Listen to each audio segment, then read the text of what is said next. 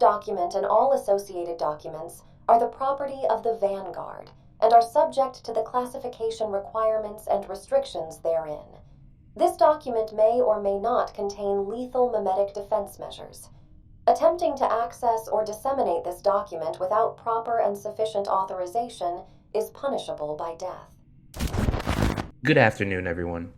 As of, Vanguard High Command has granted you access to the following documentation. Understand that this information is still highly classified, and should you be caught sharing information disclosed in this briefing, you are to be arrested by Vanguard Security Bureau, in which you will be convicted of treason against humanity and executed.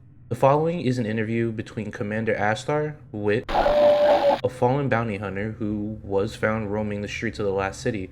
It was soon discovered that the Elixni was now in service to House Light in exchange for refuge. As of at the time, the fallen bounty hunter had neutralized 43 fire teams.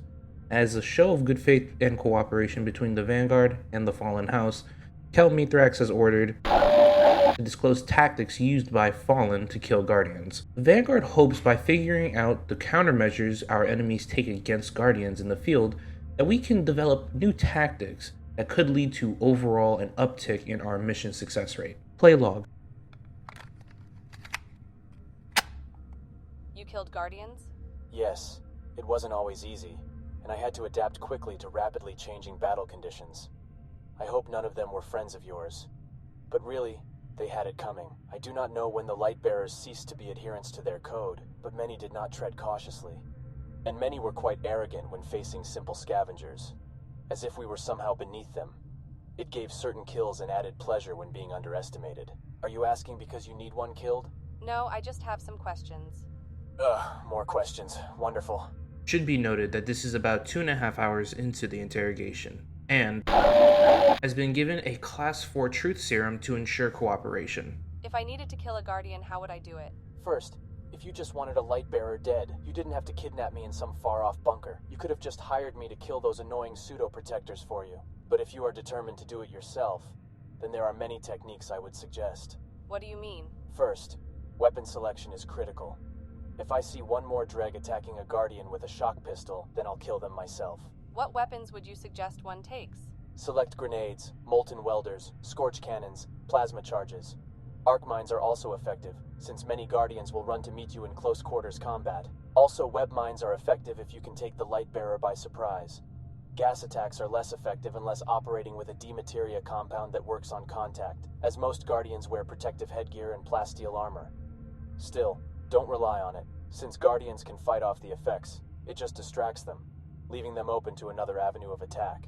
Any defenses you would suggest? It's best if you activate any energy shields you possess. Vanguard weaponry, while modern, has trouble penetrating most military-issued shielding, provided they are high-quality shields, and not those crude hive shields. What about countering the Light's powers? Countering their other powers is more difficult.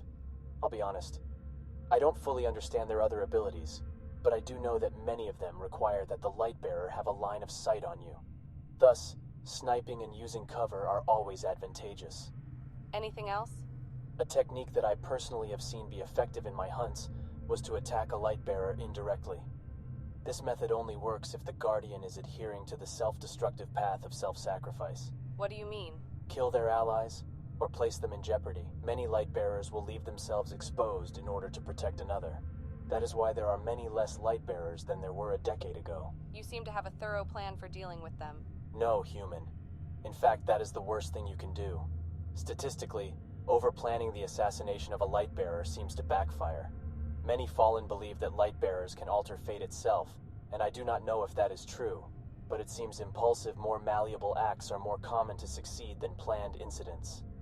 Lightbearers, like Hive, seem to alter outcomes to be in their favor even in the most dire of circumstances. They are tricky little lights. Many Guardians extensively use the Light in dire situations. How did you combat this? I didn't. If a Lightbearer's strength comes from his connection with the Great Machine, then it is a must that you undermine that connection. Make him doubt himself, his beliefs, or his intentions. Such things disrupt connections to the light, and death soon follows.